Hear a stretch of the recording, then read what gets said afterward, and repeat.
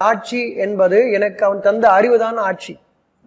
ஒவ்வொரு மனிதனுக்கும் என்ன அறிவு கொடுக்கப்பட்டிருக்கிறதோ அந்த அறிவை அவன் சரியான நன்மைக்காக பயன்படுத்துகிறான் என்றால் அவன் ஆட்சியில் இருக்கிறான் என்ற அர்த்தம்.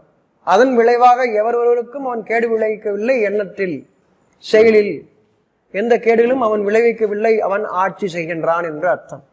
மனிதர்களை ஆட்சி செய்வதல்ல ஆட்சி, இறைவன் நமக்கு அறிவித்தது.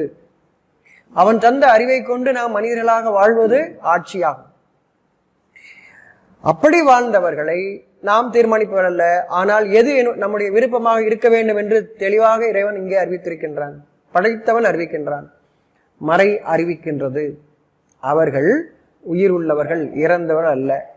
அப்ப நம்மை யாரும் சொர்க்கத்துக்கு அனுப்ப முடியாது, நமக்காக யாரும் சிபாரிசும் செய்ய முடியாது. வாழும் போதும் அனுப்ப முடியாது, நம்ம இந்த உடல் பிரிந்ததுக்கு பின்னும் அனுப்ப முடியாது. எவர் ஒருவரும் யாரையும் அனுப்ப முடியாது. வேதம் தெளிவாக அறிவிக்கின்றது.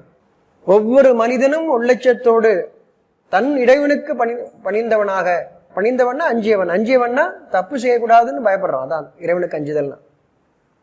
தவறு செய்து விடக்கூடாது, தவறு செய்யாமல் இருக்கணும்னு எனக்கு அறிவு வேணும், நல்ல அறிவு வேணும், கெட்டது எது நல்லது எதுன்னு அறிவு வேணும். இந்த அறிவு எனக்கு தொடர்ச்சியாக ஒவ்வொரு மூச்சிலும் வேண்டும், ஒவ்வொரு மனிதனுக்கும் வேண்டும்.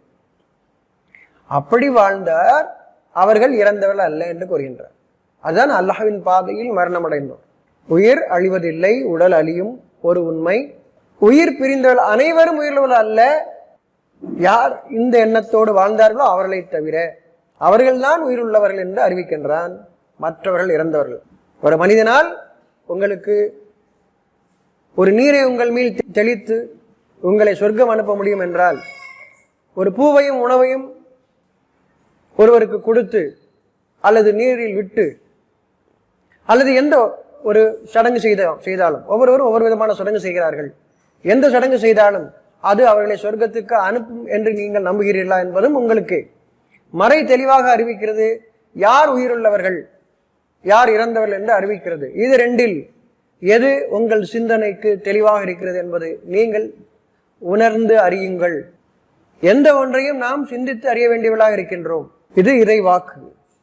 உங்கள் சிந்தனைக்கு இறை வாக்கா அல்லது அல்லாததா, அல்லது மனிதர்கள் செய்து கொண்டு இருக்கிறார்களே இப்பொழுது அதுவா என்பதை உங்கள் சிந்தனைக்கு